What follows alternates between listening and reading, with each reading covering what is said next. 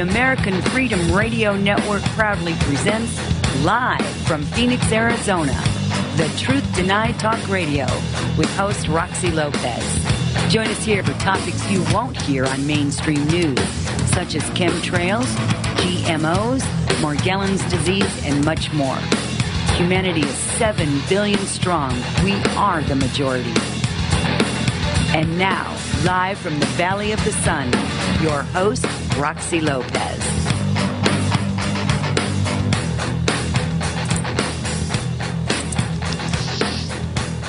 Good afternoon, good evening, everyone. This is Roxy Lopez, and you're listening to The Truth Tonight Talk Radio, of course. Today, I'm going to jump right into our guest. I'm very excited to have him on the show, and a lot of you have already been writing in and are very interested in this. I know a lot of us are very open-minded, beyond open-minded. A lot of us have psychic abilities or have tuned in to our own psychic abilities as well. And so we can completely relate when somebody is as gifted as my guest, Thomas John, from New York, who is a psychic medium and clairvoyant. Right up front, I just want to say I'm very impressed with his work. I have looked through in the last couple of weeks a lot of Thomas's work, and so we're going to have a pretty exciting show. When Thomas comes on the air, we'll get a background on Thomas for all of you who are not familiar with him. But if you want to follow along with anything, Thomas does have a website, and that's mediumthomas.com. So you might want to just pop over there. That's mediumthomas.com, and just take a look at some of the work that Thomas has been doing. And without any further ado, I would like to welcome Thomas John. How are you? Good. How are you? Thanks for having me. Oh, I'm great, and thanks so much for joining us.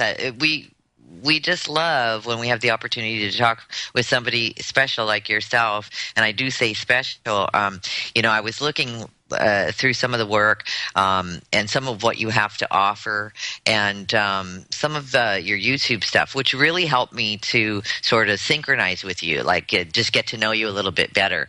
And so even though for the audience sake, I have never met Thomas, and I have never spoken to Thomas John. Right, Thomas? No, we haven't. I haven't, no. No, we have never met, and it's unusual for my shows to have not spoken or know a guest through some sort of relationship somewhere. So this will be really fun, and I'm excited. I just want to let the audience know as well, on mediumthomas.com, Thomas, you offer so much to the public. I was looking at, you do energy cleansing and healing, and just general psychic readings to all the way to life coaching and even remote viewing. And you even offer, psychic development classes and seminars for those who want to, go to the next level of their own psychic abilities. And you have an extremely impressive list that you of predictions, 99 predictions that you did January 1st, 2012 for the year of 2012. And we'll get into that a little bit later, because I definitely have some questions about that. I just want to say right off the bat, I was speaking with, I don't know if you know him, but he's out of California. His name's Sean David Morton, and he's also a psychic, and he's a good friend for the last 25 years. And we were having a conversation about something completely different. Didn't even bring up the show today, nothing.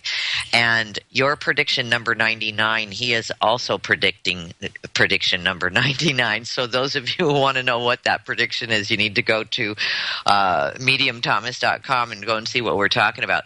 But why don't we spend a few minutes on your background and why you actually extended yourself in service to aid humanity, really is what you're doing. And how did you get to be a psychic of the stars as well? So start wherever you like. It's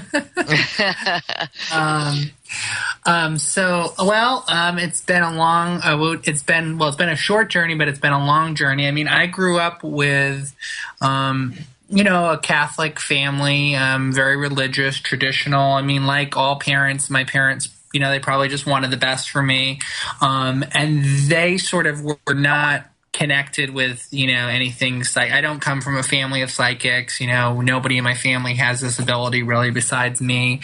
And so they didn't really get it. I think when I started to get information, of course, as a kid, I was, you're always more sensitive as a child. You're more open, and you got your crown chakra open. That's why, you've got kids running around. They're always crazy and stuff because they just, they're just so open and they just have that energy field that's still open. And so I just would tell them stuff, and basically I slowly, got, which happens very commonly, obviously, is I just got groomed to believe that was wrong, that was scary, that was bad. Why are you talking like that? And it really wasn't.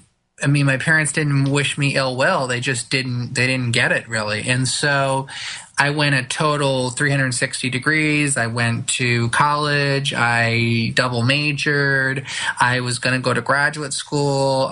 Really had never even thought about ever. I was actually I would say kind of phobic of the whole thing, and thought the whole thing was, I totally turned against it, which is also, common. And then basically had some experiences that I couldn't really grapple with any other way except to open up. I mean, I had some loss around me. I lost a best friend, a grandmother that was basically like my mom. Had some other just really strange visions and things, started to get very psychic dreams. And I just had basically a wake-up call, and I had to say, oh my God, what am I doing here, running away from something? I mean, my mom used to tell me, she used to tell us as a kid that, if God gives you something and you don't do anything with it, it's a sin. And I started to believe, I was like, this is really something I have to share with people. It's not for my own thing. And so basically, I just sat my parents down and told them, I said that this is what I wanted to do. And they were actually surprisingly okay with it at that point. And I think they realized that it was so significant to me, and they were fine with it. So I kind of started to, link into that community, and it's just kind of been a growing thing ever since. That's wonderful. I like how I can really relate to what you're talking about when, you were probably alone during the periods in your, early youth. You were probably alone. Probably, I'm assuming you weren't surrounded by other psychics, so you didn't probably identify or know what it was, right?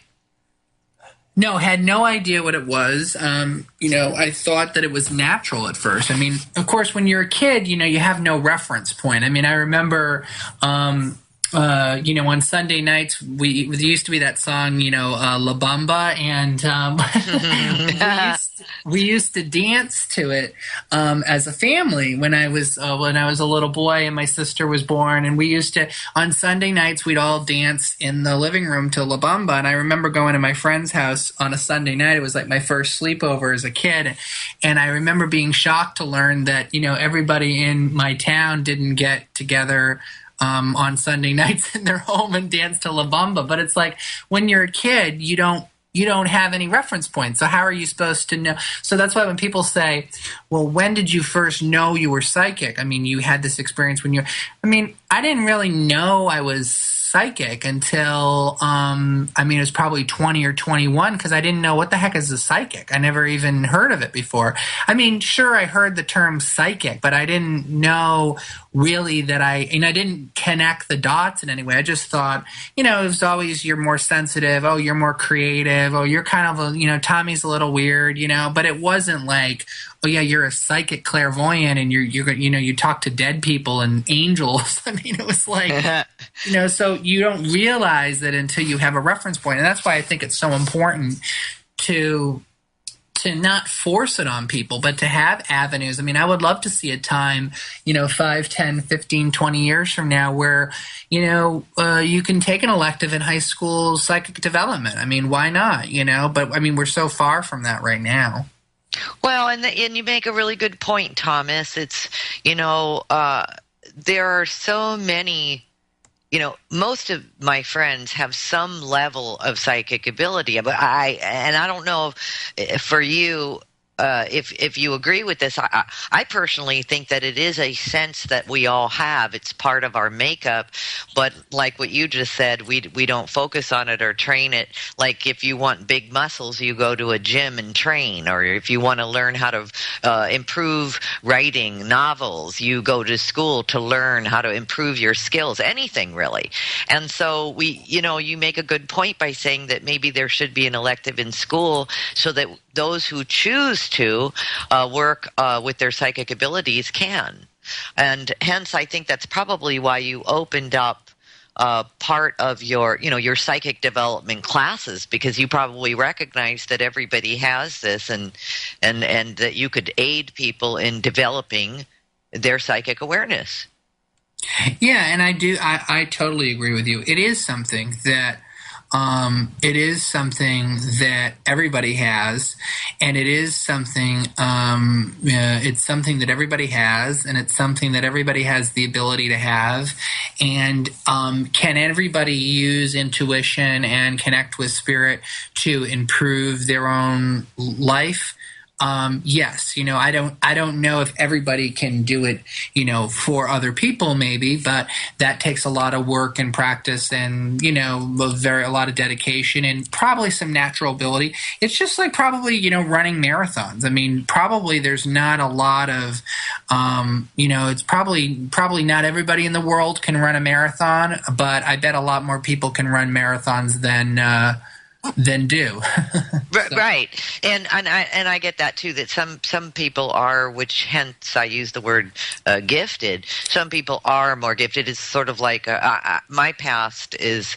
I was born and raised a musician, and like yourself, I didn't have anyone in the family that was a musician, and I thought everybody could play an instrument. So as the older I got, I realized that not everybody can write music, not everybody can sing, not everybody can perform. So we do have our own unique task. And I think with the psychic abilities, one thing that I definitely pick up is that, and tell me if this is part of your world, there needs to be a clarity and sort of a stepping away from one's ego and able to actually give a good reading, don't you think? Oh, there's no other way to do it. I mean, you have to totally take yourself out of the situation. Absolutely, yes. And with that in mind, I think that that's probably some of the development that you do go through, how to step away from being a part of it and being the observer or the someone who's bringing the messages through. You're just the conduit, really, to the person that's having the reading.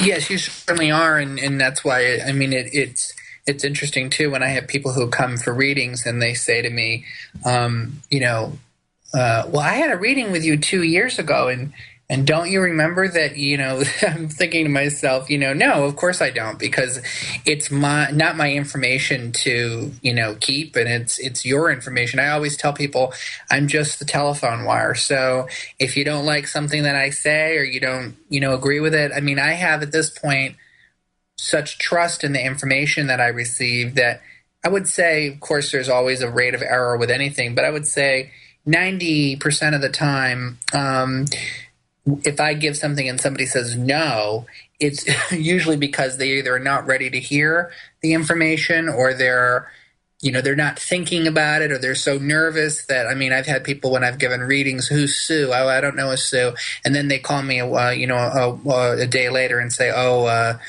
oh my God, what did you have to tell me about Sue? That's my wife. It's like, I mean, you think it's crazy to think of that as but it happens all the time. So yeah, I mean, I am just the telephone wire and just the information, giver, basically. Right. Absolutely. I completely get that. Now, what is the other side? When we refer, or you refer to the other side, or you're bringing information from the other side, what does that mean for you? Well, it can actually mean a lot of different things, but what I would say that it mostly means, it can mean a lot of different things, but It basically means, everything that's not earthbound. So it's anything. I mean, when I go to the other side, and this is, you were mentioning, the healing, all the different services that I offer on my website, the mediumthomas.com website. But I mean, there's so many, sometimes people come, to talk to a loved one. Sometimes they need healing from their angels or their spirit doctor. Sometimes they need information from their spirit guides or my spirit guides. Sometimes they need to connect with the spirit that's in their bedroom at night that's bothering them or something. So the other side is basically, it's everything that by process of elimination is not here. And then when I do a reading or when I sit with someone, I have to decide, okay, does this person need this? A lot of times people don't know what they need. They know they have a problem. Every relationship they get in ends in 3 months. They don't know what, and they might have heard, oh, well, you need to go see a psychic. Or, I mean, there's different reasons that people end up on my couch, so to speak. But it's like, there's so many. The other side is there's tons of different ways to tap in over there. So that's basically, it's the source of information that's not here. Absolutely. And I was watching one of your YouTube videos that's on PR World. So if anybody wants to do that, check out YouTube PR World. That's the channel I was watching. And it is funny to watch you in action. It is, because you're just like sitting there calm and somebody comes in, they're not giving you a whole lot of information, and you say, oh, now let's see. Do you have somebody on the same birth date that's, oh my God, is it today? Oh, how did you know that?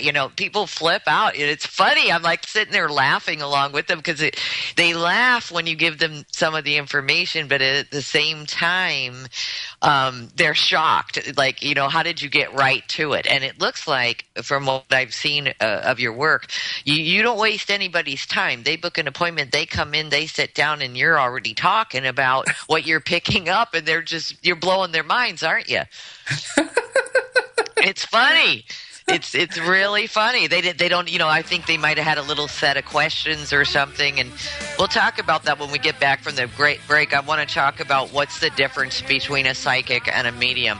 We're with Thomas John, psychic, medium, and clairvoyant. We'll be right back.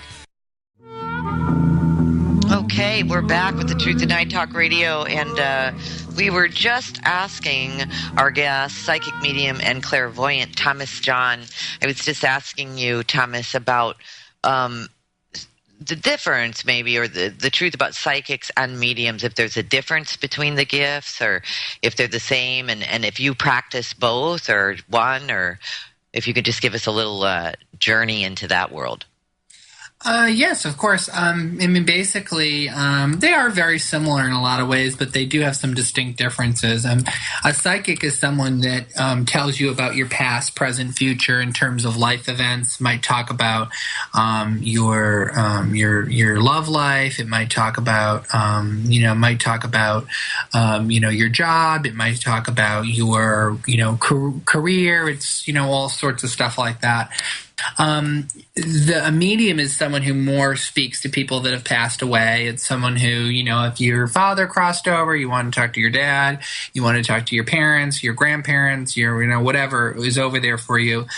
That's more of what a medium is, to bring through messages. And so, like I said, when somebody comes, I have to sort of decide, a lot of people think, well, I just went through a divorce. My father died when I was 15 years old. I'd love my dad to come through and tell me what to do. But, that's not always how it works, because your loved ones, when they come through, it's more of a hi, bye, how are you type thing. It's a connection. They're there, but they might want to talk about what you did when you were 15 years old. They might want to talk about how they passed. Your spirit guides are really your guides who are not necessarily your dead loved ones, but they're more your guides that have sort of your ascended masters, people who have crossed to spirit. They can be, they're usually human incarnations. incarnations, but you can also be non-human spirit guides. But they're there to really guide you. So, I mean, they're both guiding you, your loved ones and your spirit guides, but it's sort of it is a different connection. So all mediums are psychic by definition, but all psychics are not necessarily, don't have the ability to be mediums. Right. I gotcha. I've actually heard that before. But thanks for clarifying it one more time. Now, as far as it looks like you've done some work with law enforcement, have you? Yes, I have. Can you describe what that might be like, and how did you get into, what were you looking for when you were hired or worked with, I should say, law enforcement? How did law enforcement hear about you? And maybe you can talk about something that you did with law enforcement. Yeah, of course. I mean, I would just clarify one thing. It's just that, I would say hired would be with someone who gets paid. I always never charge law enforcement or anybody who has a missing child or somebody who's, been murdered. I don't collect money for that because I just believe that I shouldn't do that. But as far as how that goes, I always offer that. I don't believe that it's my place to invade, some sort of investigation. So unless I'm getting something really, really strong, I tend not to watch the news or really tune in because I just get overwhelmed with stuff. So I tend to avoid that. But in some cases, I have been. Now, it's not something that I do an incredible amount about, but it is something that I've been successful in.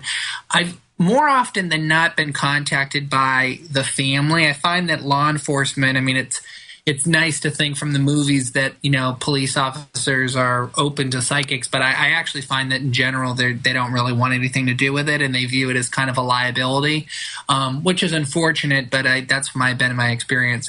And usually what I find is that a family will approach me, usually because they've tried, at least in my experience, they've tried a lot of things and they haven't been able to, law enforcement hasn't panned out or the traditional methods. So they may, come and sit with me. A couple cases, some of my stuff has not come to fruition yet. And it's just probably because I think it hasn't really been also followed through on because, then it has to go to law enforcement and they have to deal with it. There was one case that was actually when I was about 4 or 5 years ago, I was actually just starting, and I had a couple that came to me to they wanted to talk. It actually came a strange way. They came to me to see me as a medium. They wanted to speak to their daughter, and I was like, your daughter? And they said, yeah, our daughter. She's passed away. And I was like, there's no daughter here for you. I don't know what you're talking about. And they're like, well, our daughter. And so we kind of got into it a little bit. And I said, well, your daughter's not passed away. I don't think she's passed away. And they said, well, she went missing and she's been gone and da-da-da-da-da. And we don't know anything. We don't know what happened. And she's been gone for, 2 years. And so I told them that I really felt that she wasn't passed away and she wasn't anywhere. And I felt like she was far away, but I didn't feel like she was passed away. Well, it did turn out, I think they left my office very confused. But right. They ended up calling me about a year and a half later and telling me that they did find their daughter. She was, she's like, I think she was 21 at the time that she left. And she had fallen in love with this older man who lived in another country. And she went to go be with him. And she basically just abandoned her family. And somehow, I really don't know how she did manage to do this, but she had a fake ID and it was all this drama and stuff like that. But she ended up coming back to them and being reunited with them. So, that was one case that I was right, Oh, wow. And how amazing is that? It sounds like from the introduction with them, your first time that you got together with the parents, sounds like they were, which is a really interesting thing, sounds like the parents were already convinced that their daughter had passed away. And yet you picked up your daughter. No, she's alive. So in other words, in that in that psychic reading, because people do question this, they say maybe the psychic is reading the client's mind, and that would have kind of thrown that out right there, wouldn't it? Because the client's minds were saying that their daughter had passed away. Well, that happens a lot of times, and it's not necessarily the easiest part of my work, but that'll happen a lot of times. People will say, "Oh, yeah, I want to know when my boyfriend is going to propose. What month?" And I'm like, of course, in the nicest way, but I'm like, he's not. Oh my gosh, that must be like, oh my gosh. So shocking when that happens. And do people believe you when you say something like that? Do they get the resonance of it? I know when I've had readings myself, when the reader hits the nail on the head about something I completely don't know about, anything about, or expect something different, and your example was great, it just sends chills up and down my spine. I resonate with the information right away. Do your clients have the same sort of thing? I mean, it's everybody comes to a reading for different reasons, and I always try to explain who I am and what I do right away. I mean, I really believe you shouldn't ask a question you're not prepared to hear the answer to, but it's one of those things where I always deliver the message with an incredible amount of, I try to, give love with it and give, put my integrity with it. But I'm not a feel-good psychic, so I don't believe, what's the point of calling someone for a reading? If I validated everything that everybody thought they were going to do in life, I probably wouldn't be in business that long, because my goal is to, sometimes I'm supposed to see things clearer. I might be able to see something that you can't see. So if you were like, I'm going to do this, and I said, yes, that would kind of be, what would be the point of it, really? Sometimes that is the thing, though. Sometimes it is to validate someone, you know what, you're on the right path. It didn't happen for you this year, but in 2 years, I feel it's going to happen, or I might not get a timeline. It might just be, I know it's going to happen for you. I'm not sure when, but you're on course to have that happen in your life. But yeah, sometimes it's just, and I have to give that message, just like I'd give any other message. Some people are just honestly not ready to hear it. And I try to screen it as much as I can. I always tell people, this is what I do. This is how I get information. This is how it's going to manifest.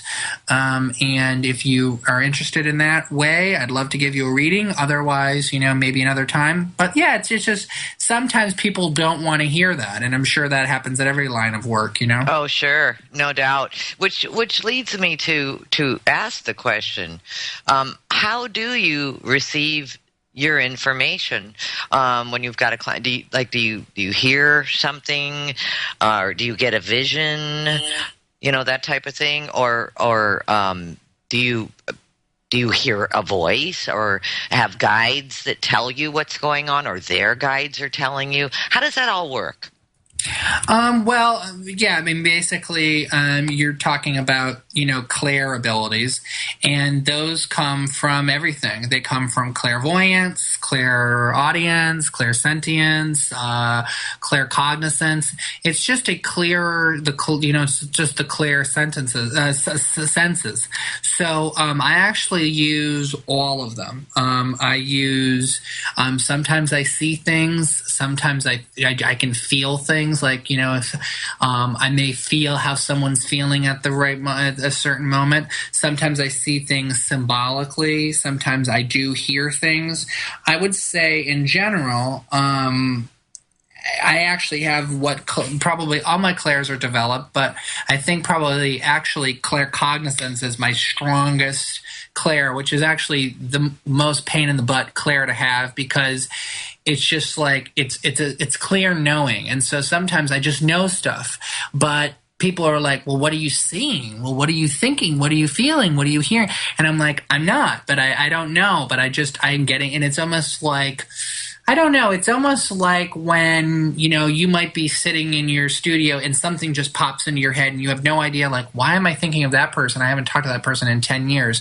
That's the experience of claircognizance. So that's what I get a lot in readings. But I get all the clairs, and, I get different information different ways. But that's in general how I get my information.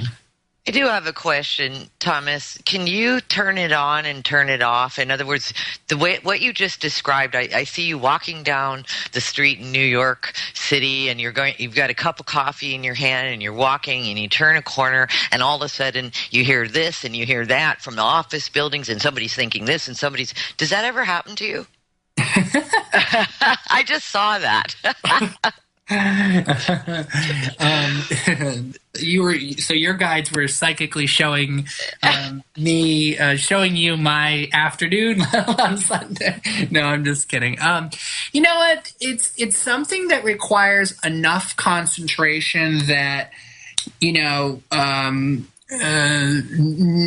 I was actually, it's funny. I have a kind of a funny story about that, but I was dating someone for about a few months, and it was funny because the person loved to dance, loved to go out dancing, and dancing was a big thing for this person. And we were talking one evening, and it was like 3 months into the relationship, and I was starting to get offended because this person was always referencing about dancing and stuff like that. And I thought, well, now why would you like someone or have a thing for someone and never invite them? You go out dancing at these, dance clubs and stuff, and with all these people, it sounds so fun. And why am I not being invited? So I eventually brought it up. And what I learned from bringing it up is, this person just felt like I would be overwhelmed by all those energies. The voices. Oh my God.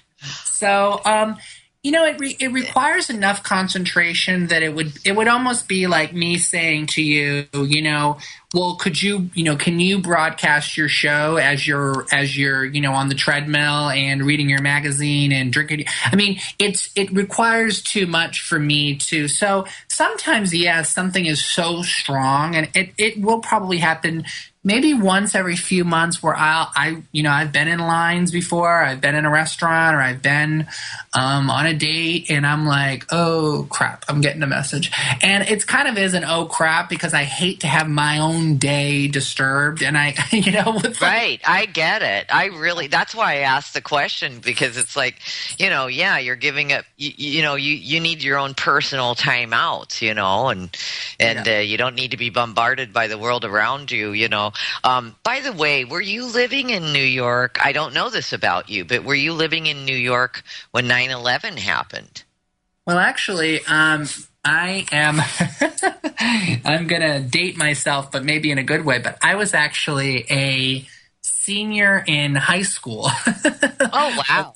When that happened. Okay. And I was, I'm originally from the Boston area, so I was actually in, I was back in the Boston area. But I remember when I was where I was actually. I was in environmental science with one of my favorite teachers, and I remember where I was, but no, I was not in New York. But it's funny you say that, because when I was looking for a place to live when I moved back here, I actually had the opportunity to take a really nice place down there, and the energy. I mean, I was moving between places and stuff, and the energy was still very fresh down there, and I can't actually tolerate going down there, to be honest. Right. That's why I asked, because I would imagine that you would be really sensitive to the resonant energy that still lingers there, and it might be too overwhelming for you. When we come back, I want to ask you about something you predicted, which was the death of a very big star. You're listening to the Truth Tonight Talk Radio, and we are talking with the wonderful clairvoyant and medium, Thomas John. We'll be right back. And we're back. And I was just about to venture into something that I found out that you had predicted on your website. And it was regarding the passing of Whitney Houston. Do you mind talking about that a little bit? Sure. So what happened, and how did you... what came to you? Do you know Whitney? Was she a client or anything? Or how did you predict the death of Whitney Houston?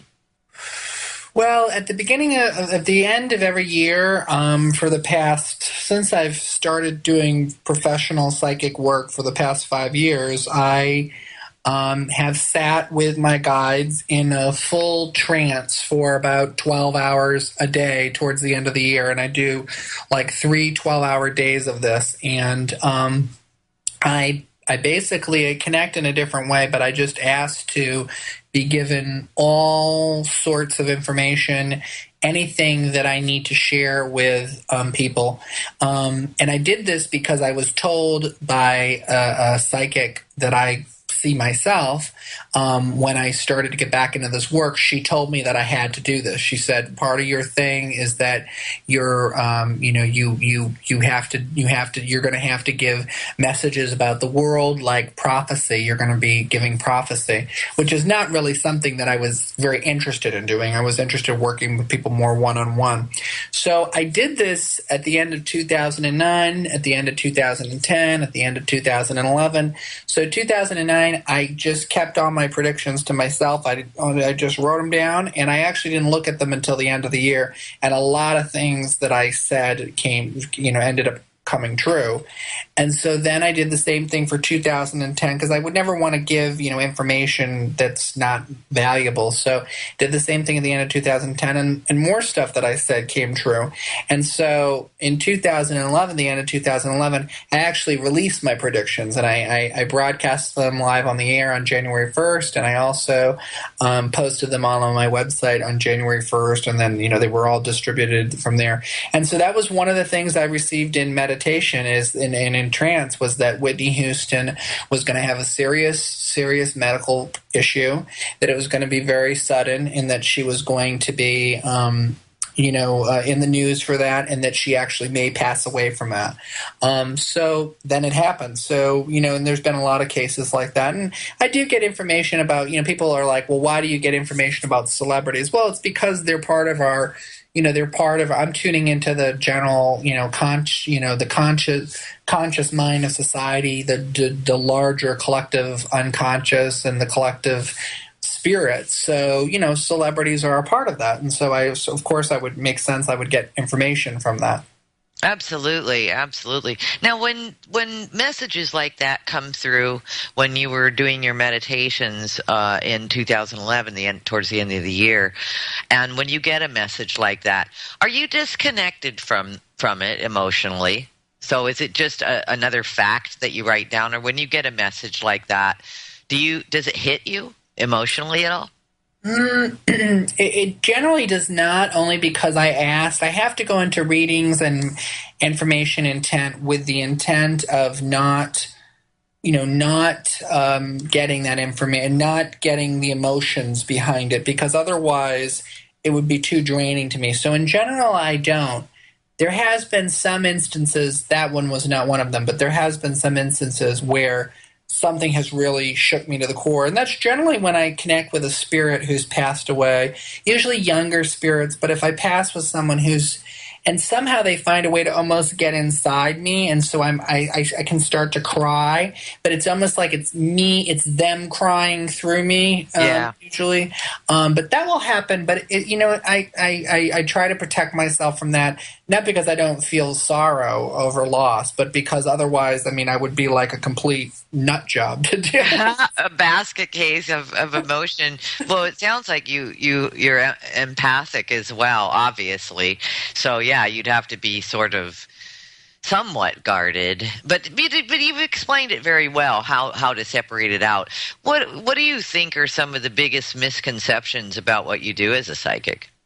I think that there's probably one on each spectrum. I think one is that, there's obviously misconception from a lot of people that, we're fake or you're scams.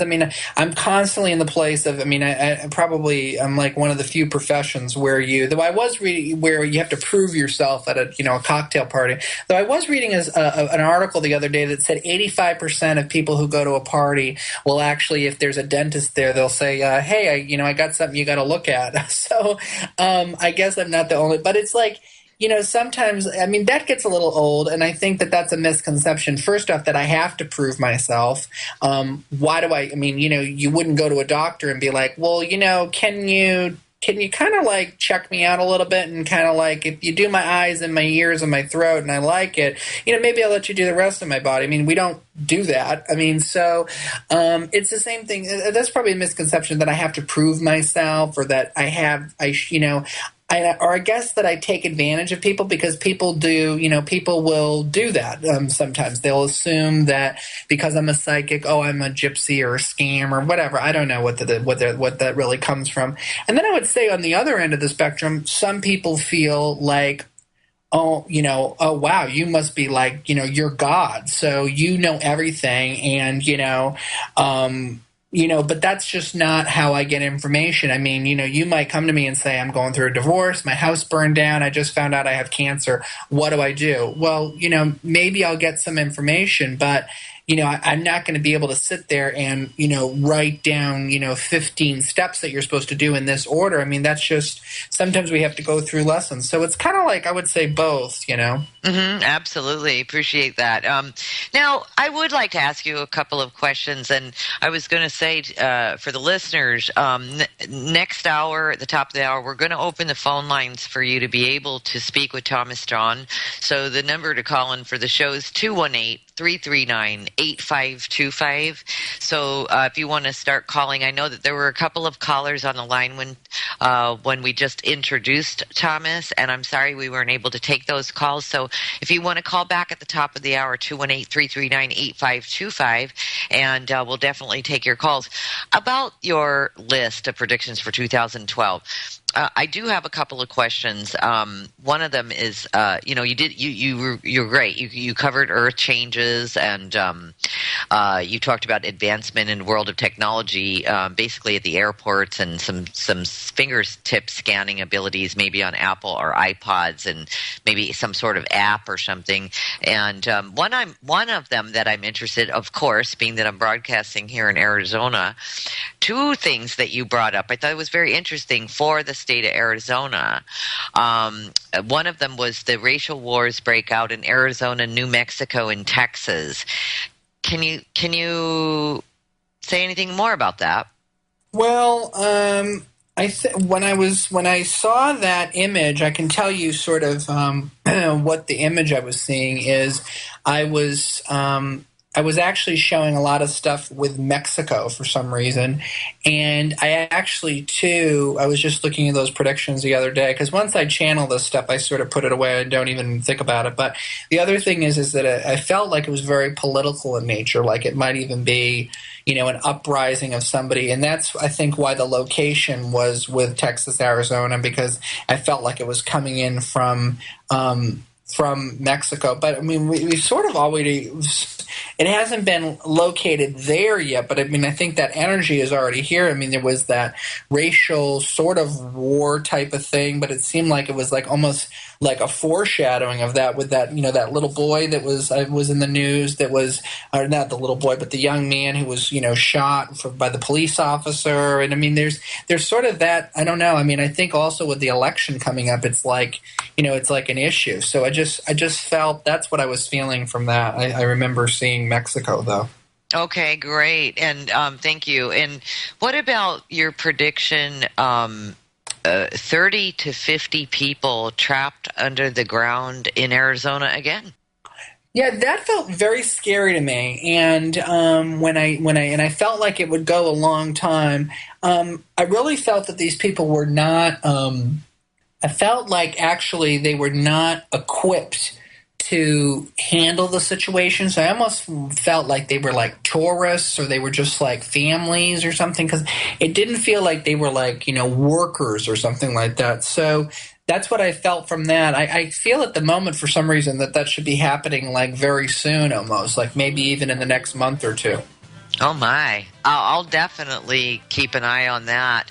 Amazing. When we come back, we're going to be taking your calls. So 218-339-8525 is the caller line, and call in and speak with the wonderful Thomas John. We'll be right back.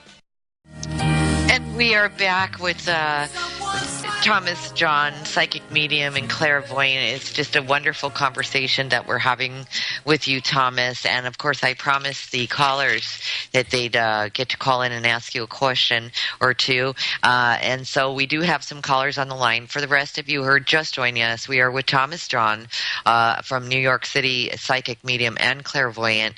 If you want to follow along, his website is mediumthomas.com. And of course, he offers a plethora of, anything from, energy healing, cleansing, general psychic readings, life coaching, remote viewing, psychic development classes, which we are going to talk about, by the way, as well, because Thomas has some seminars coming up. But we will take a couple of your calls so that you can speak with Thomas. Hi, welcome to the Truth Tonight Talk Radio. You're on the air with Thomas John and Roxy Lopez. What can we do for you? Hi, I have a question. I was wondering if you could tell me perhaps maybe my life purpose in terms of career-wise. What is your first name? First name is Abraham. Well, I'm actually seeing for you, and I don't know how helpful this is going to be, but what your guide is showing me. First off, you have a very, very, strong guide around you, a male guide who I feel is very, very wise, almost like a prophet himself. And this guide is telling me, you haven't reached your potential yet. I don't feel that you've reached your potential yet. I really feel actually you've been either misplaced or almost like there's like a misallocation of your resources. I feel like you have this gift that's just like sitting within you. So it's not surprising to me that you're calling, wondering what your purpose is, because I feel like it's right within you. I see two things for you.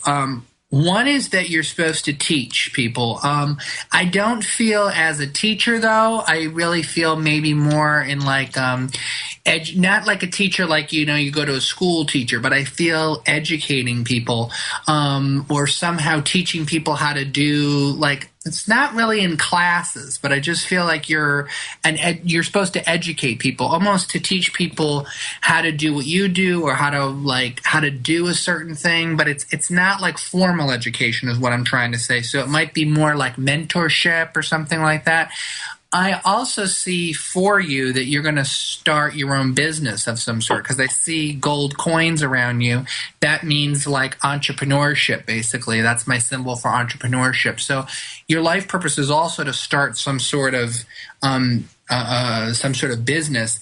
And I also feel, too, that in the next couple of years here, I feel like the next 24 months, you're going to be a caretaker for someone who is having some sort of health issue that I'm seeing. So that's also something that is going to probably be a purpose for you. But I really feel like you're supposed to teach others. I see you as like an educator energy, but I also feel you're going to start your own business of some sort. And then I also see you as like but you've been here many times before, and part of your struggle here is going to be to realize that you have a past. You've been here before, but you still have to kind of do certain things here, because I almost get this is one of your last lifetimes. You might have one more lifetime after this where you'll come back and sort of tie up some loose ends, but so you're going to have to be mindful of the fact that even though you've been here before, you still have to like live life to the fullest. So I hope some of that helped you.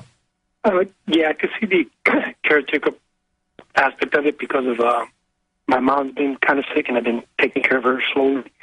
And but I've been unemployed for a year and a half now, and I'm just kind of lost in which direction I should be focusing my energies, and going back to school or doing something totally different, firefighter or whatever comes up. I don't know. Yeah, I mean, I definitely get education around you with the educator thing, and they were showing me like a diplomas, and so I felt like that was part of you as an educator. I'm just going to be honest with you, I'm not getting the firefighter thing. That did not come through to me at all. So I would say of those things that you just laid on the table, I would say to go back to school. That seems to me, I feel like I said, I feel like there's this sort of latent potential within you that just hasn't been touched yet. So, you should, I feel like, you should develop that. And I do feel school would be a good option for you. Okay, great. Thank you very much. Thanks for calling the show, Abraham. Hope that helps. Thank you. Bye-bye. Sure thing. Bye-bye now. And that sounded wonderful. And he actually, I think that it did sound like he was lost and really needed a direction. And you really called that out on the caregiving. And as he said, he was taking care of his mom right now. That's amazing. We have some more callers on the line. So we'll bring them on for Thomas John. Hi, Roxy. Hello. Hi, this is Nora. Hello, Nora. How are you? I am good, thank you. You're on the air with Thomas John. Did you want to ask him a question? Yes, I do. I just wondered what he sees for me. I'm a little bit lost right now. So what do you see? Well, I don't like to start a reading with these types of messages, but they're coming through for me. But I just have to tell you, I feel a health drama around you this year because I immediately see a red cross, which is usually like it's actually usually like it's indicative basically of having some sort of health problem. And I immediately felt that it had something to do with your blood or your bloodstream or something with blood flow or something with the blood system. And I sensed that it might not be immediately resolved. Like it might be something that you'd have to get checked a lot or it would have to be, looked into a lot. But I actually feel like it will be fine. I feel like it will, I sense that it will be fine. And I also feel too, I see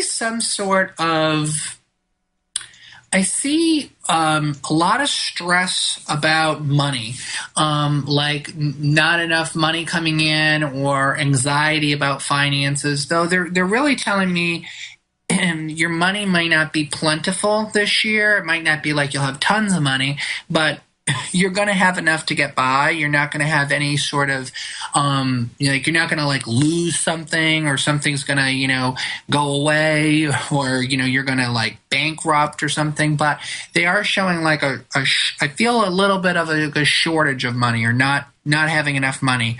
But like I said, I sense that will be, that will kind of, basically, you'll be okay basically from it. I do feel a relocation for you as well, but I'm not being given a timeline on that. So it might be something that might be off in the distant future. I'm not getting like a months or years or when it's going to happen, but they are showing me that in your lifetime you're going to have a relocation. A far or a close one? I don't really get that it's I don't really see I don't see a far relocation. So I don't think it's like, to another country or something like that. Huh. Well, it seems like you've been right on everything, and the relocation, I thought if money comes, I'm going to move across the street. Oh, you were going to move across the street? From where I am now, and I'm kind of that's what I'm telling you. Did I said to you, I said, no, I'm not really feeling like it's far. Did I misspeak? I felt... No, you said it. You said it right on. Oh, yeah. No, you're not going far away, no, but you are going to relocate. Yeah. You're going to move somewhere nearby, but you're not going far away. Yeah, and you can't say anything more about the health issue? This is really, it's going downhill fast. Well, I feel that you don't have the right doctors is what I get. There's something about your doctors that need to change, and or the actual medical caretakers that are taking care of you, need to change. But I sense also that some of this, and I don't tell this to people just because I'm into this, but I feel that some of this, I don't feel like it can be rid of. But I do feel that some of this could be holistically looked at. So you might want to try to look at, anything with I particularly was feeling things like maybe going and seeing like some sort of like a kinesiologist or somebody who kind of can look at your whole body or your whole sort of the whole spectrum, basically. I also felt something is related to food in this. Like there might be actually like a food that's making, I don't think it's the cause, but it's like making it worse or something. Something might have to switch with your diet. Well, I recently switched and went vegetarian, and I'm trying to eat everything raw. That's going to help you. That's going to help you because they're talking about the diet. That's when you said that, I felt that was going to help you. But when did you start that? 3 months ago. Yeah. Well, I feel like that's going to help you. So I would stick with that. I mean, that's not a diet for everybody, but in your situation, I feel like it's going to help you. Oh, well, thank you. Well, I really appreciate this. You've been right on. Thanks, Nora. And if you want to, keep in touch with Thomas John, he's at mediumthomas.com. So you might want to bookmark that, okay? Okay, I will. Thank you, Roxy. I've been listening to you quite a bit lately. Oh, great. Well, we're glad to have you as a listener, Nora. Thanks so much. Okay. Bye-bye. Take care now. Bye-bye. So interesting. So you are also, Thomas, wow, gifted. I love listening to this. I love being a party to this. You're absolutely hitting the nail on the head with people. People you've never met or talked to before. I know that because they're some of our listeners. So let's see. What I was going to ask you about was you were talking about the ABCs of mediumship. You're you're teaching about this or something, right? Yes, I am. Yeah. And can you explain a little bit about what the class is about or how long it is and what you encounter when you have these types of classes? Well, basically, the goal of the class is to empower people by being able to do their own readings for themselves or their own, get their own connections. It's a way, Roxy, to demystify it because a lot of people come and, I would love a day when I had to go out of business and go, sling hamburgers somewhere because people were so in touch with their intuition. I honestly don't feel that it will happen in my lifetime, so I'm not feeling like I'll have to worry about that. But I hope that my work is geared towards raising consciousness and raising our vibrational levels. So you can feel your loved ones around you 24/7. You don't have to go to a medium to do that. That's, I think that's a lower vibrational thing to have to make that connection like that. But it's a gift that I'm happy to offer people. But so the ABCs class is really about empowering people in that way. And, you'd be surprised how easy it is. I have, I have 6 people in the class. Most of them, I have a person in it who's a secretary. I have a teacher in it. I have someone who's an entrepreneur. I have someone who's a physics, nuclear physicist. I have someone who is, I forget. I have a homemaker. These are people who, they don't really know. They may have a general understanding.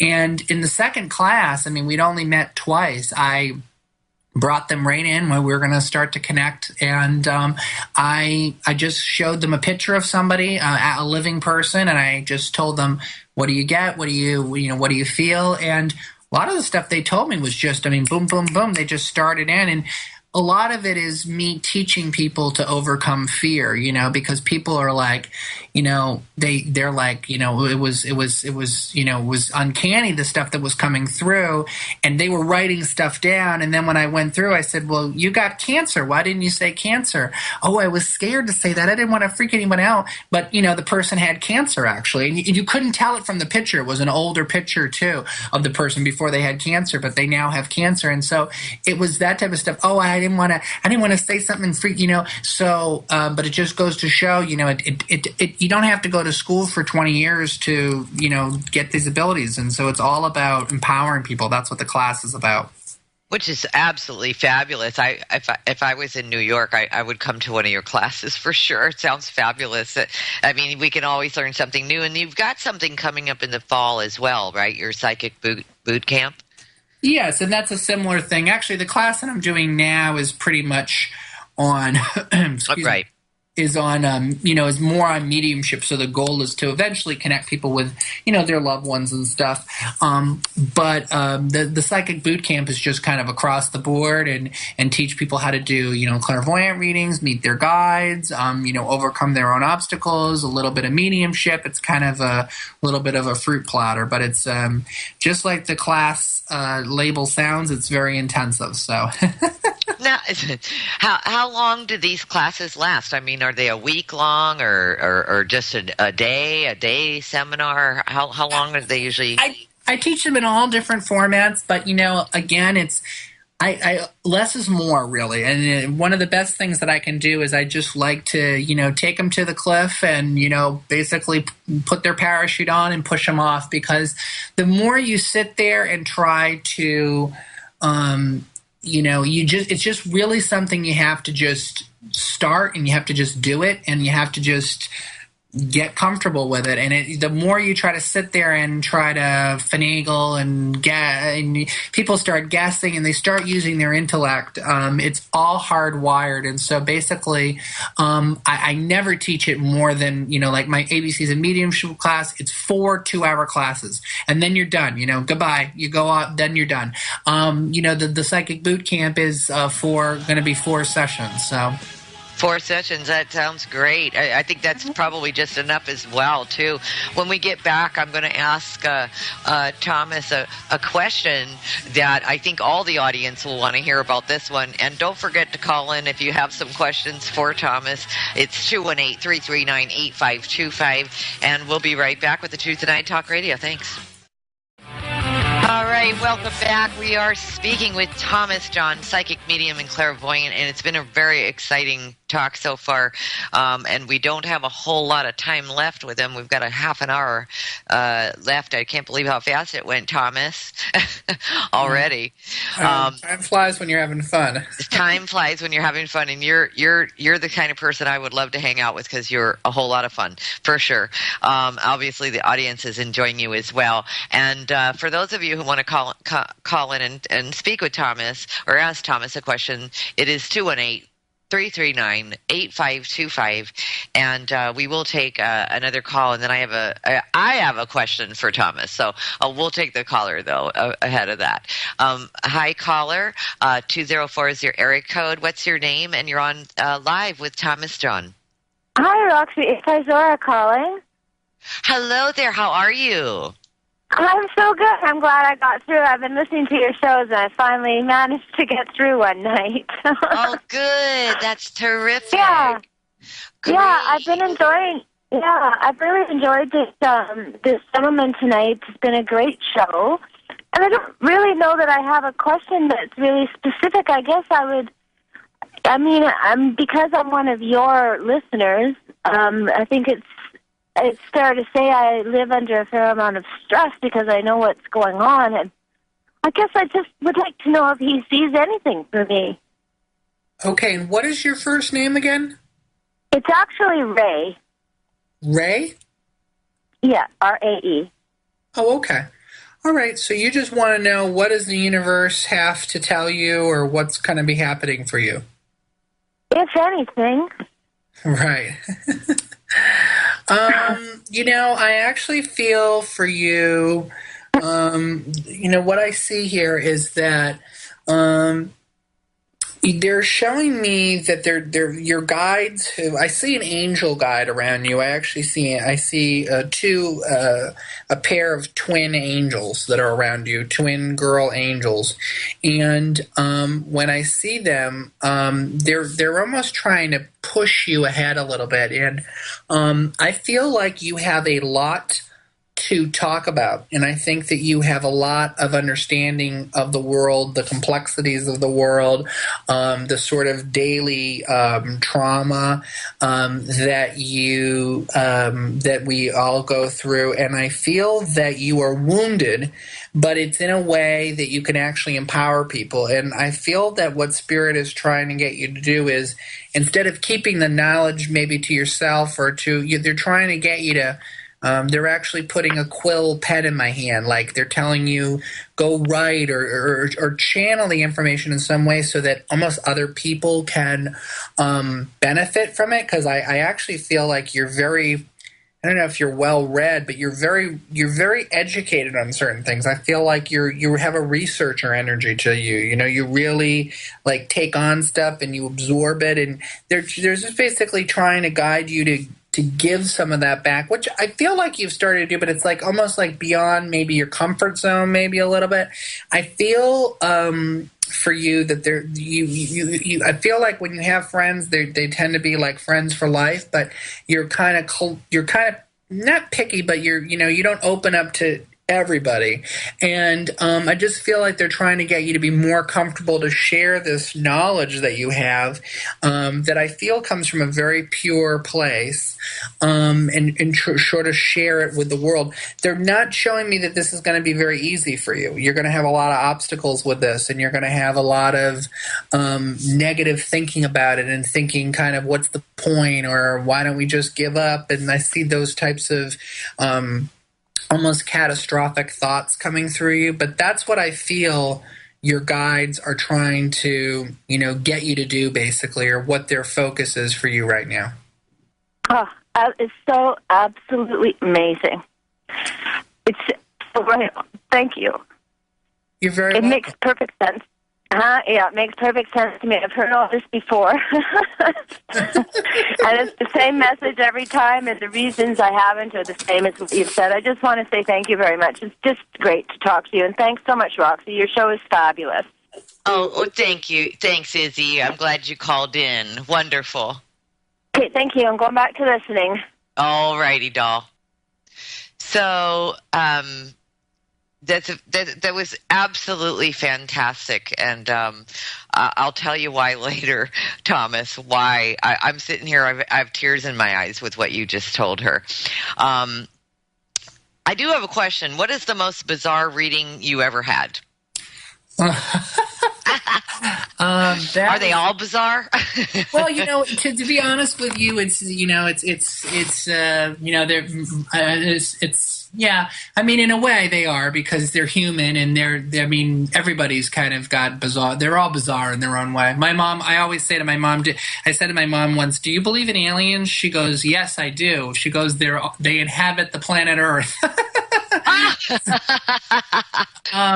But I would say the most bizarre reading I ever had, well, I'll tell you this one real quick. It was actually more of a mediumship reading. I had a reading with a couple about several months ago, probably about 4 months ago.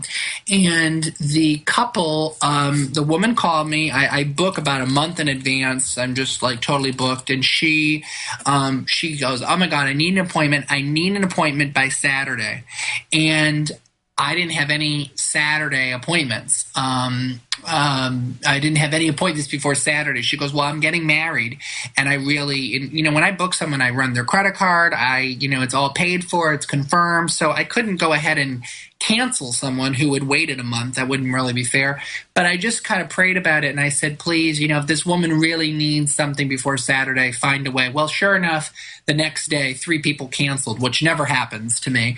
So I'm like, okay, I've got to call this lady back. So I called her back. She came to my office. She came with her fiance, and they didn't tell me anything. They just said, "Would love to connect with whoever's around us, or whatever messages, what's going to be happening for our future." Well, I immediately had 2 dead fathers in my office. And I said, "Well, I feel like both of your fathers are here, and they're shaking hands. Is this, and I had their names, and I had this and that." It was very clearly them. And, I said that they want you to know that they brought you together. They are okay with your marriage. So I'm figuring, well, it's probably a situation where, which is common, 2 people lost their fathers young in life, and they want to make that connection and make sure, daddy approves of their choices.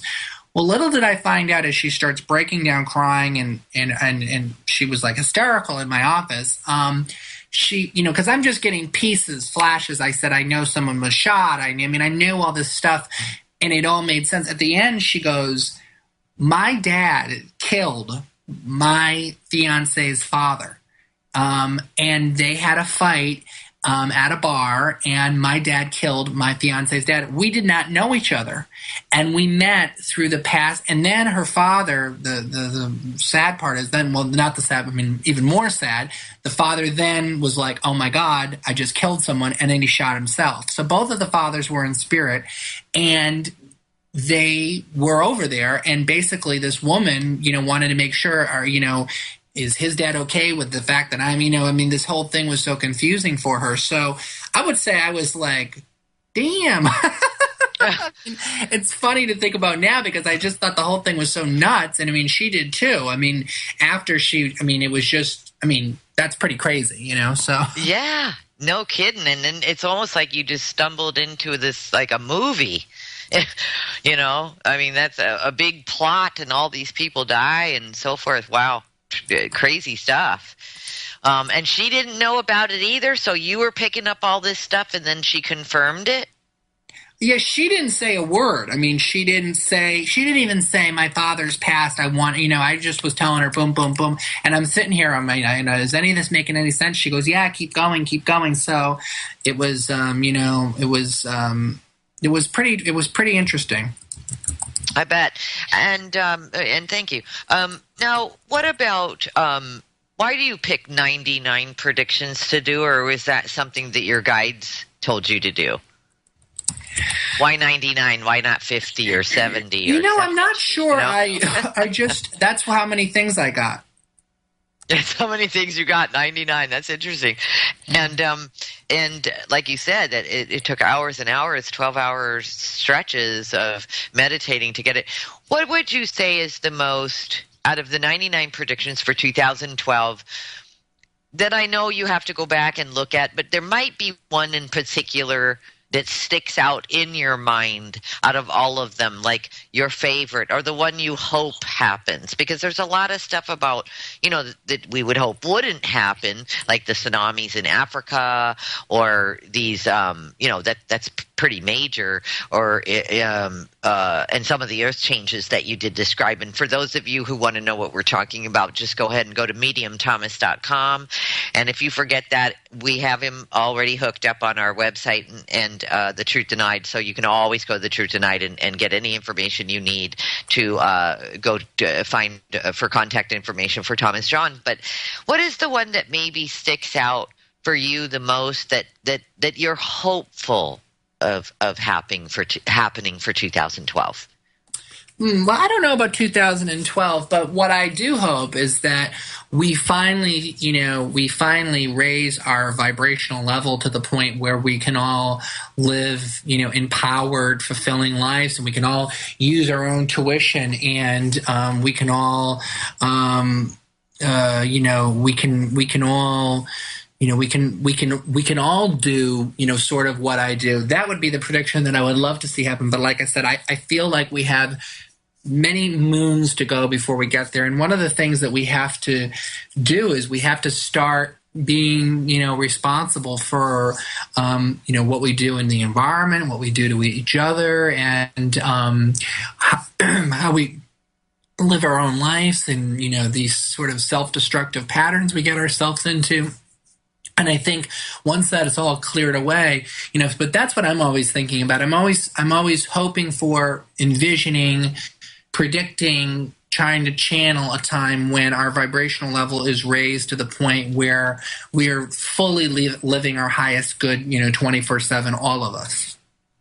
Yeah, and that's a beautiful vision, and I'm hoping the same thing. I'm sure a lot of us are in the world of activism, which is what I do, and and educating others, which is and you help people to see themselves or see where they're stuck, and so it's all essential, and it is absolutely all a part of raising the vibration. So I appreciate your work too. As well, everyone I meet lately is just absolutely amazing and just awake in this transition. What's the most interesting, if you can even say, what is one of the most interesting people that you've met in my entire life? Yeah. Oh, well, that's that. I would, because you've met a lot of people. So Living maybe I and should dead. maybe I should say, what's that? I said living and dead. Yeah, exactly. Like, who's the one that you thought was really kind of, is wow for you, Well, I mean, I would say probably, I would say actually there's a little boy that I connect with a lot of times in spirit. And he comes through a lot for his family, but he comes through, he's a little boy. He's about, he was very young when he passed, like only about 6 or 7. And he was actually run down by his, a ski patrol, and he was skiing with his family on vacation, run down by a ski patrol. And the sad kind of tragic thing is that the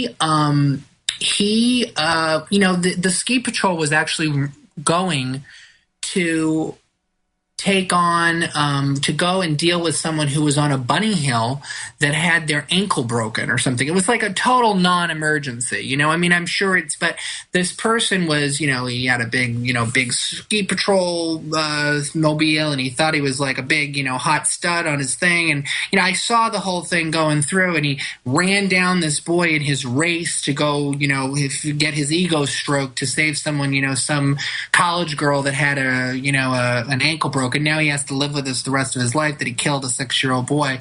And it's funny because it's not funny, but it was uncanny to me. I had never met this woman before, and she came for a reading. And when she came for a reading, and then she sent, a couple people to me. And in one of the readings, after reading her, I wasn't shown how he passed, so I didn't really know. I just knew he passed quick. I knew it was some sort of accident.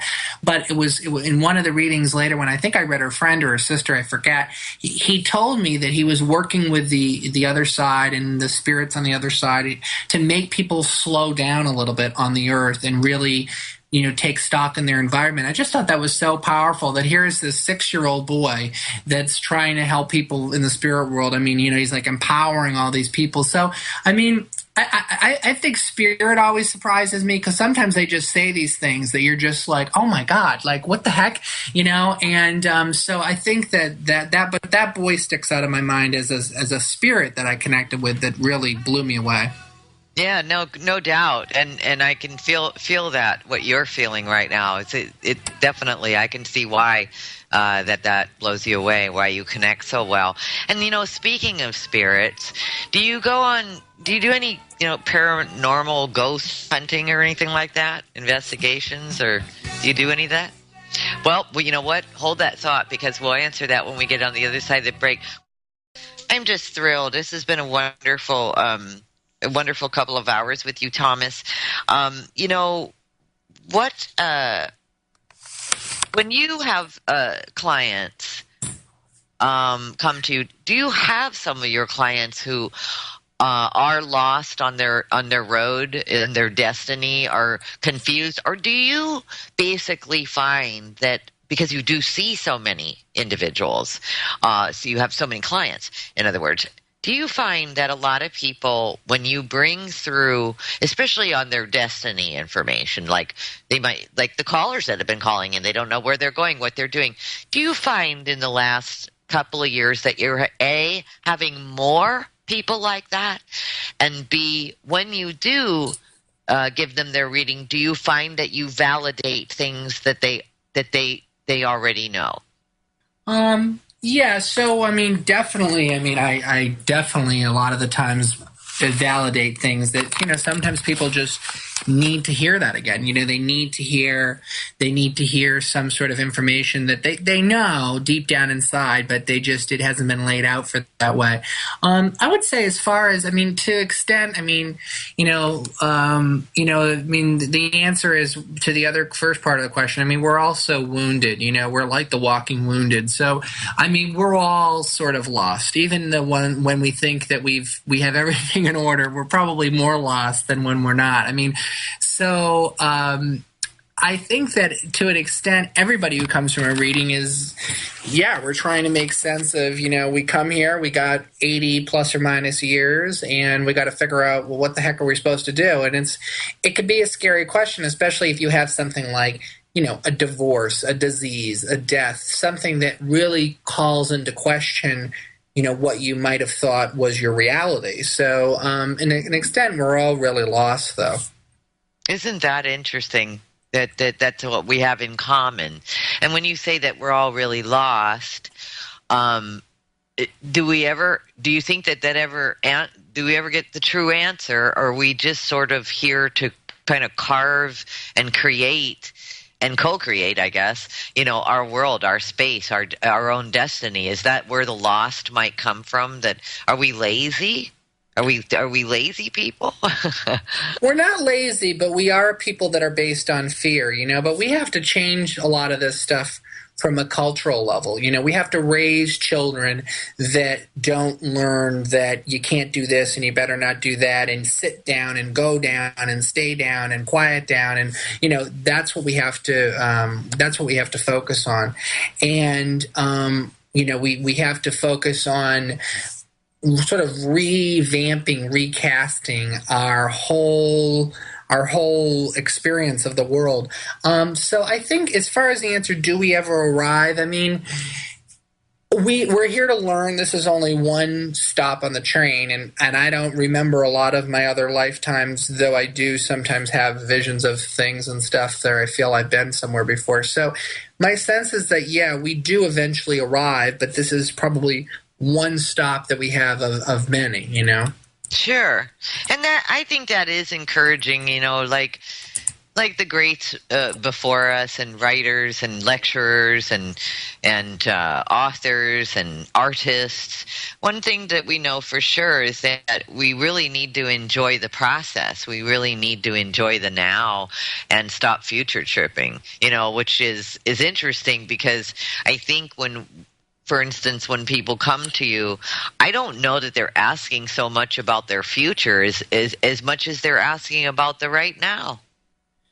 That's often the case. Well, it's sort of, it's ever evolving, but I mean, a lot of times people are just in a place of, or sometimes people feel like they know what's going on, but they want to just they want to just understand what's the next direction. Are they on the right path? Stuff like that. Absolutely. Do you remember what your prediction 99 was? I don't. Okay. I'm going to remind you, if you don't mind, and I was going to ask you where that came from, and I had mentioned it at the very beginning of the show that I thought how uncanny that I was speaking to somebody who was giving me this information, and I thought, oh, how weird, because you have the same information too, and I thought, oh, this is really a trip. I certainly didn't even think about this, but does it ring a bell if I talk about Hillary Clinton running as the vice president with Obama? I don't remember actually getting that exact prediction, but if I put it there, it certainly is something I stand by.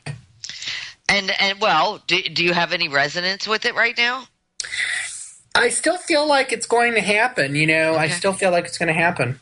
Okay, so there you go. And by the way, I do too. And there's a number of reasons why, but I feel the same thing, that it's going to happen.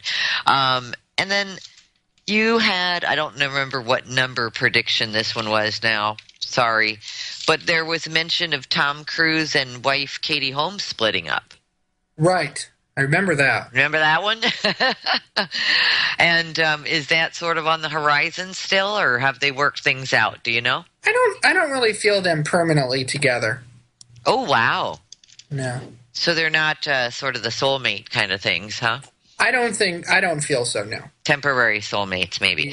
Yeah. All righty. And let's see, anything that you want to bring up as far as what you're going to be doing for the rest of the year? Are you going to be traveling?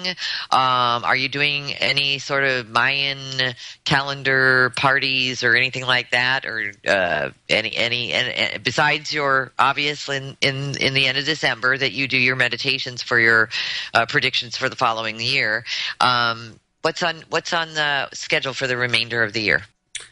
Well, I'm going to Michigan, Farmington Hills, West Bloomfield area of Michigan on, actually I'm leaving this Wednesday. I'll be there for 2 weeks. I'm hosting an event on June 23rd. I have these events that I do called A Night with Spirit, and it's basically a gallery-style reading event where I give messages from Spirit for a couple of hours. So that's one thing that I plan on doing that. So if you're in an area where you have a holistic or wellness conferences or anything related to paranormal stuff, I would love to, if you can get me in touch with people that book it or something, I would love to come to your area. I also always have stuff going on at the Meta Center, which is right here in Manhattan. It's 214 West 29th Street, right in Chelsea. And there's always cool events going on there. It's just part of a panel with that was put on by the Meta Center and Alan Steinfeld. And so I'm always sort of, I'm always trying to bring my message to a larger audience. I'm working on a book that'll be out next year sometime. So kind of just, keep on keeping on. Absolutely. I know, it's one day at a time, isn't it? And what about that ghost hunting? Are you going to be doing any ghost hunting, or have you been doing any paranormal stuff, ghost hunting type stuff? Yeah, it probably sounds funny coming from me, but I don't actively look to do ghost hunting because it actually kind of freaks me out. So, but I do it. And, I've run the spectrum. I did an old hotel last summer in Stockbridge, Mass. It's kind of a really cool Norman Rockwell area, but they've got a mental hospital there, and it's kind of a lot of energy there. And I did a haunting that was there in a hotel, and sometimes I've done investigations that have come to kind of funnier ends. I had a woman who actually called me and insisted. She said, I have a ghost in my living room. It's my husband. I think he's trapped here. He keeps turning off the TV. Every time I sit down on the couch, the TV goes on and off. Well, I got there and I have my holy water, my crosses, and I'm getting ready, and I decide to investigate the couch a little bit only to realize that she had a spare remote under the cushion. So my God. She was actually she was doing it herself. So oh my God. You don't have. And you were all ready for it, right? Oh, I was ready to go. Oh my gosh. I bet you were kind of relieved when you guys discovered the remote. There, he's not haunting you. I can go now. Yeah, well, of course my mom, ever the skeptic, she goes, well, if you were so psychic, shouldn't you have known? Oh, please. You know what? I was waiting for that one. Yeah, and you were too. Yeah. What was it? When we talked about when we booked the show, and your PR people had called and booked the show, and then I got lost in the shuffle because we got all these guests and booked way out in advance. And I think I told you about this on the break. And then I was trying to track you down, and I dialed your phone number because I said, okay, here's his phone number. I've got his phone number, so I must have talked to him. So I called you, Thomas, and I thought, well, I better not make something up because he's a psychic. He'll know I'm lying. Right. I mean, it's a joke, and I actually said it to a friend as a joke, but it's the truth, and I can see why your mom said that. Like, well, if you're such a good psychic, why didn't you know it was a remote before you even got there? Right. And that goes to prove you that you're a human being, and you just don't know everything all the time. It's obviously focus. And speaking of focused, I just want to let the listening audience know that I did go through everything that you provide and services for, and I find that what you charge is extremely, extremely reasonable, especially the one question that you have for only $12. So I want to thank you for joining us on the show. It's mediumthomas.com, and it was just our pleasure, Thomas John. I look forward to talking to you again in the future.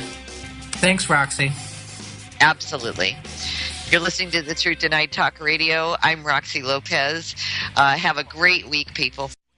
No rules. No rules. No taboo topics. No taboo topics. No fear of doom. No fear of doom. We are American Freedom Radio. We spent a few minutes on your background and why you actually extended yourself in service to aid humanity, really is what you're doing. And how did you get to be a psychic of the stars as well? So start wherever you like. It's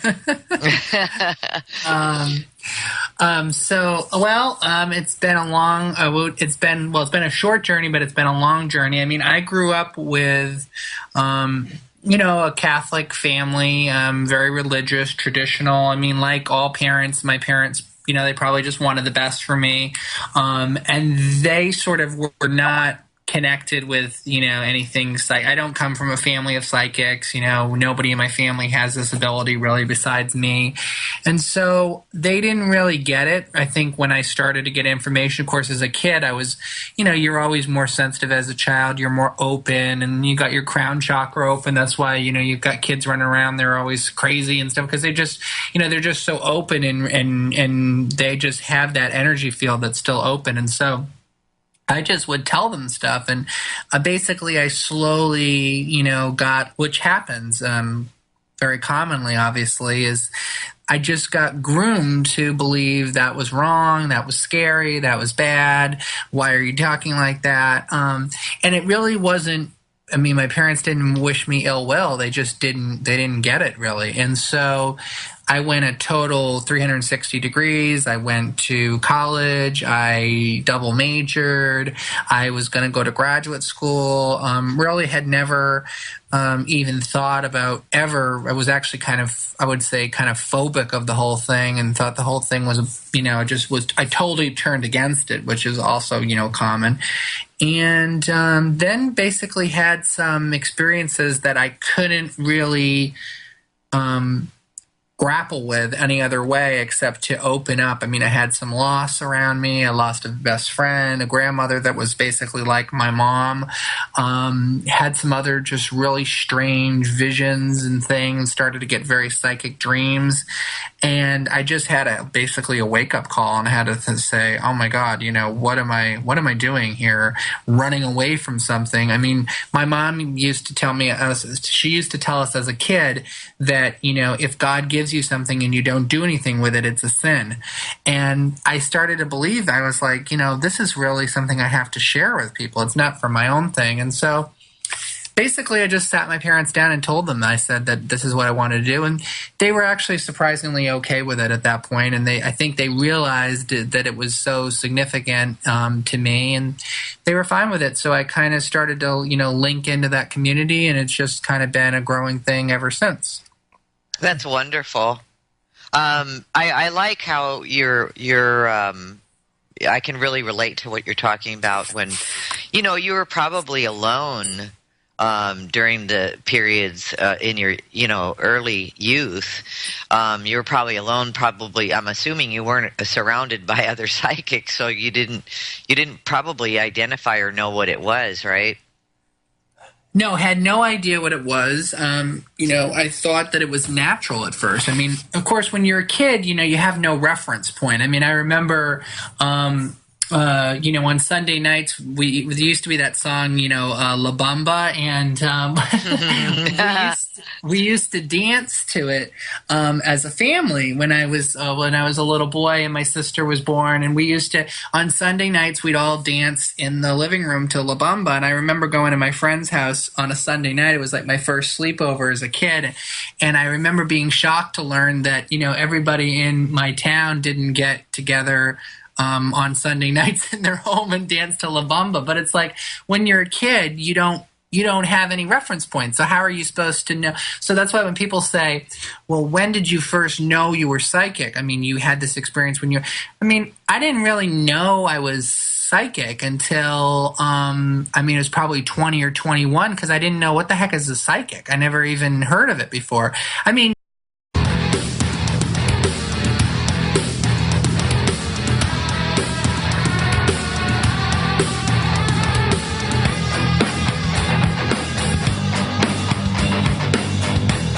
The American Freedom Radio Network proudly presents, live from Phoenix, Arizona, The Truth Denied Talk Radio with host Roxy Lopez. Join us here for topics you won't hear on mainstream news, such as chemtrails, GMOs, Morgellons disease, and much more. Humanity is 7 billion strong. We are the majority. And now, live from the Valley of the Sun, your host, Roxy Lopez.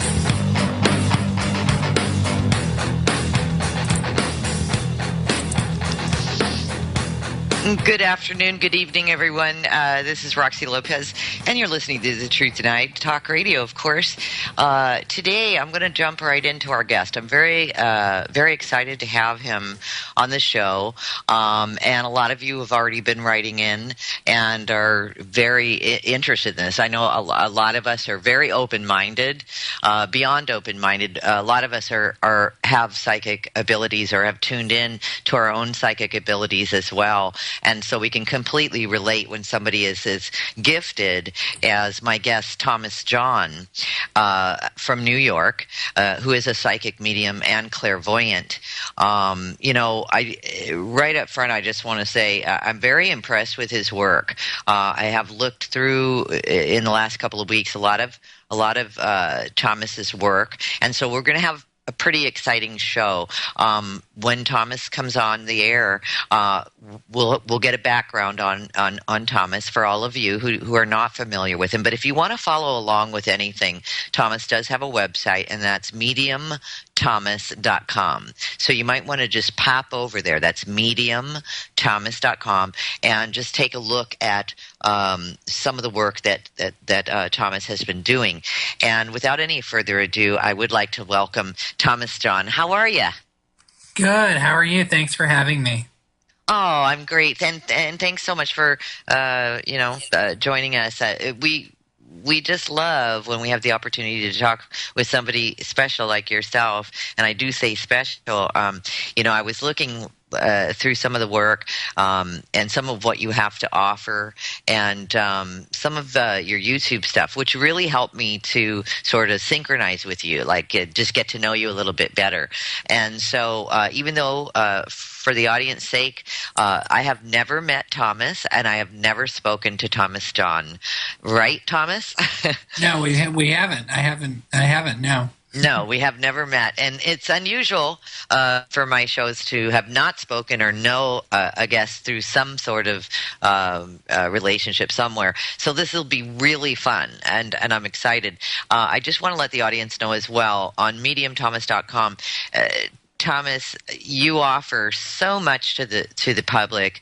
I was looking at, you do energy cleansing and healing, and just general psychic readings, to all the way to life coaching and even remote viewing. And you even offer, psychic development classes and seminars for those who want to, go to the next level of their own psychic abilities. And you have an extremely impressive list that you of predictions, 99 predictions that you did January 1st, 2012 for the year of 2012. And we'll get into that a little bit later, because I definitely have some questions about that. I just want to say right off the bat, I was speaking with, I don't know if you know him, but he's out of California. His name's Sean David Morton, and he's also a psychic, and he's a good friend for the last 25 years. And we were having a conversation about something completely different. Didn't even bring up the show today, nothing. And your prediction number 99, he is also predicting prediction number 99. So those of you who want to know what that prediction is, you need to go to mediumthomas.com and go and see what we're talking about. But I'm sure I heard the term psychic, but I didn't know really that I didn't connect the dots in any way. I just thought, it was always, you're more sensitive. Oh, you're more creative. Oh, you're kind of Tommy's a little weird, but it wasn't like, oh yeah, you're a psychic clairvoyant and you talk to dead people and angels. I mean, it was like, so you don't realize that until you have a reference point. And that's why I think it's so important to not force it on people, but to have avenues. I mean, I would love to see a time, 5, 10, 15, 20 years from now where, you can take an elective in high school psychic development. I mean, why not, But, I mean, we're so far from that right now. Well, and you make a really good point, Thomas. It's, there are so many, most of my friends have some level of psychic ability, but I don't know if for you, if you agree with this. I personally think that it is a sense that we all have. It's part of our makeup, but like what you just said, we don't focus on it or train it. Like if you want big muscles, you go to a gym and train, or if you want to learn how to improve writing novels, you go to school to learn how to improve your skills. Anything really. And so you make a good point by saying that maybe there should be an elective in school so that those who choose to work with their psychic abilities can. And hence, I think that's probably why you opened up part of your psychic development classes, because you probably recognize that everybody has this, and that you could aid people in developing their psychic awareness. Yeah, and I totally agree with you. It is something that everybody has, and it is something. It's something that everybody has, and it's something that everybody has the ability to have. And can everybody use intuition and connect with spirit to improve their own life? Yes. I don't know if everybody can do